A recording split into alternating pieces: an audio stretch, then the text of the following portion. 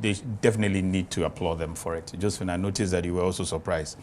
So we're going to talk about Josephine Antwi-Adjei. She won or was adjudged the Best Maritime Reporter of the Year 2019 for a wonderful story she did on the maritime, on the port and maritime industry. She got about 2 stories filed, and she won an award for Best Reporter in this category. Let's listen to her story quickly and then come back.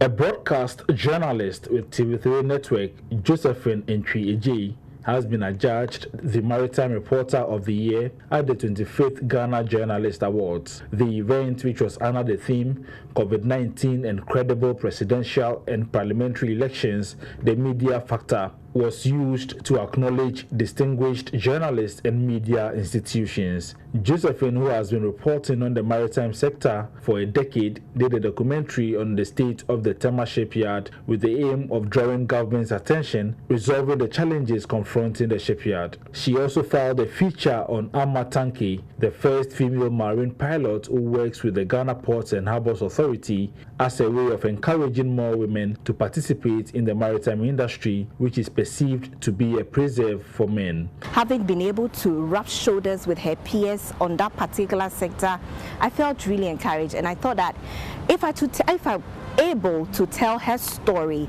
younger ones who are coming up, who have such dreams of becoming like them, the few of the ladies in the regional maritime university who are reading nautical science, and I'm sure that they would like to be like Amma Tanki one day. So with me telling her story, it will motivate them to go higher. She asked that women in the maritime industry be given the opportunity to take up leadership roles so they could contribute their best to the development of the maritime industry. It is about time that we allow the women to achieve some form of leadership. They should take up leadership positions. They should allow the women to also rub shoulders with the men, because telling you, I'm sure we have competent women who are in this industry. Josephine Antwi-Adjei also encouraged journalists who report in the maritime sector to take keen interest in researching on the real issues that can develop the maritime industry. It's about time they do a lot more research. They should spend time, work hard, follow the real issues, bring it out. And if you are able to do this, you will be recognized. Okay, so pretty shortly, we're going to engage Nana Dr. Danka also on the industry as well as commercial space of this country. We'll be looking at the ins and outs. And also, he's just exited as the immediate past president of the Ghana National Chamber of Commerce. We'll get into his roles there and the successes that he's chalked and all of that. But for now, the light or the spotlight is on Josephine Antwi-Adjei. Joe, good to see you. Good to see you too. Congratulations, a big congratulations to you. Thank you so much. You've been doing this job for quite some time now. Always admire the way you go about your work and reporting, chasing your stories and pushing for the hard interviews and all of that. Which of the stories won you this award though? Okay, so it was basically 2. One was a documentary on the Tema PSC shipyard. Okay. And then the second one was a feature on Amma Tanki. Okay, who is she? Amma Tanki is an employee of Ghana Ports and Harbours Authority. Okay. She is Ghana's first female marine pilot. Okay. So I discovered her, and I had a discussion with her, and I realized the work that she's doing, she stands out so well. So I decided to go to Takrady, watch how she does her job, and also tell her story to the world, because Amma Tanki's work, she wakes up in the morning and she's through and through with the men. In whatever field, from start to finish, she's with the men. So we went there on a one Thursday, spent the whole day with her. She took us through the processes as to what she does and how she's able to end her day. And it was brilliant, because I thought that I need to tell her story for younger ones to get to know who Amma Tanki is, and also appreciate her work.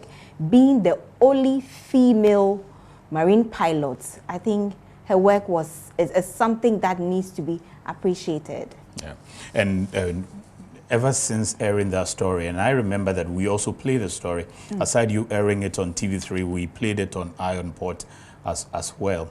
Ever since you aired that story, has something changed for Ama? Well, it has been a good experience. I always say that, I always say thank you to the management of TV3. TV3 is a platform that goes very, very far. And upon airing Ama's story twice, midday bulletin and evening bulletin, I had several calls of young girls from Regional Maritime University who wants to be like Ama. Good. So quickly, I linked them up to Ama for Ama to come up with something to mentor some of these girls. Awesome. So that they can do something. Aside that, there were a few other international calls who were also so appreciative, because for a woman to be doing such an awesome work in the sub-region, it was great for them to also network, come together, and also build upon it. Okay. Apart from that story, is there any other that you filed? Yes, it was the Tema PSC shipyard. Okay, what about that? Well, the PSC shipyard, Sammy, you know, this is a company that has been there for a very long time. It's a company that I'm touched to always tell their story, because I have one of my siblings who used to work there. I used to visit there. I knew how it was, the state of the PSC shipyard and now. So what I planned doing, or what I thought of doing, was to throw the spotlight on PSC shipyard, their challenges, which have been left unattended to for several years, even though there have been a few interventions with a few equipment and here and there. I told a story in a 23-minute documentary for government to see the current state of the Tema PSC shipyard and how they can fast-track, get investors to come on board and put the whole PSC shipyard into a good shape. Because, you know, the PSC shipyard is a national asset. It is a repair facility, you know, in the sub-region. Ghana and Nkrumah built it for a reason, that is going to be a facility that will repair most of the vessels that come to the port.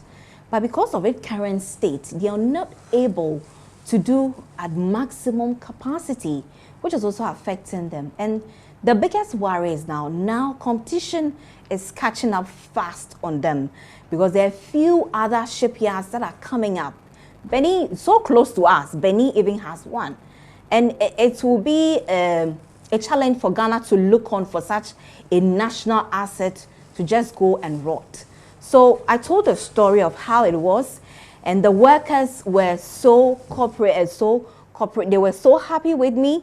I remember I interviewed the management of the Tema PSC shipyard, Captain Kwesi Micah. He was so helpful, and he also bought into my idea to actually highlight their challenges so that they can come out with some strategic solutions to it. Impressive. So what has been your motivation reporting from the port and maritime area? And it's one area that, even though we always want to encourage a lot of people reporting from there, you don't get a lot from there. The business, the regular or traditional business news, not much attention is paid to that. Now, for those of you who are in traditional reporting, what is motivating you in particular to get here? So, I mean, I can say that it's passion for the industry. Yeah. I love everything about maritime. I remember my previous bosses will call me, as for Josephine, all that she knows is ship, sea. I mean, that's all that she was.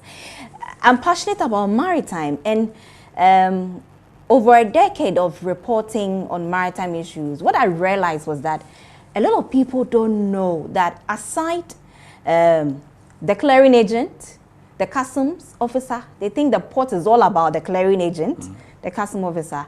They don't know that we have other allied agencies who are doing several things, like ship handling, the other businesses that goes on there, but people don't know. So I just told myself that I need to let the world know that as in the port, we have several things that we do there. Yeah. So we report on all the industries, what they do, so that they also know what goes on at the port. Good. And we wish you well in this particular endeavor.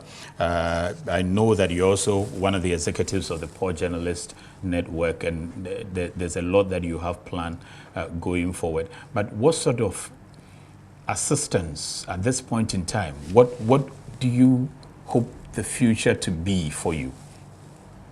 Well, we are hoping that the course that we have taken, or what is our passion, maritime, can go far. Personally, my interest is with women in maritime. Good. That's what I really want to carry on. How do you think you can be supported to continue along this particular line? I think that the maritime space is very big. There are a lot of industries. They are there. They are seeing the work that we are doing. So they should also come up and support journalists who wants to carry the mantle and sell whatever that goes on in the industry.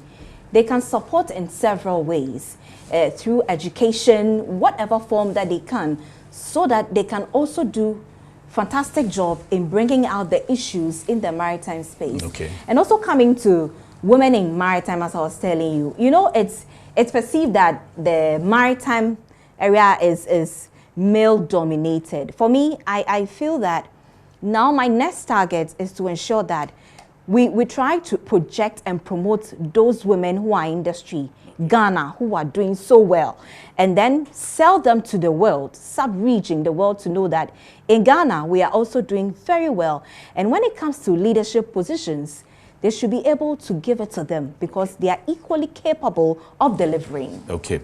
And then in terms of building your capacities as journalists in this industry and all of that, what support are you getting? I have said it, and the last time as I just said to the Vice Chancellor of the Regional Maritime University, that it's about time that all the journalists who win the Maritime Reporting of the Year, for instance, Prof should be able to give you scholarships to study there.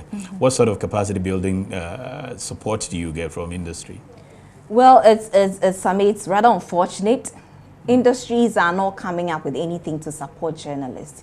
I would like to take this opportunity to actually appeal to them that they must come up and support journalists who are throwing the spotlight on them in whichever way, whether it's education through scholarships, whatever forms that will come up to it, they must be able to come up and help journalists. Okay, and the stories that you have done too, what sort of impact and results do you seek to get out of this, and how do you intend to get it?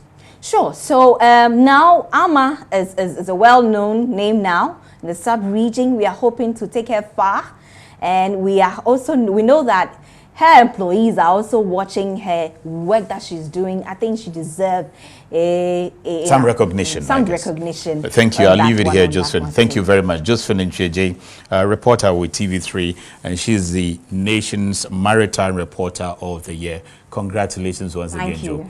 Continue to do a good job for country and for that particular industry. We'll return pretty shortly after the break.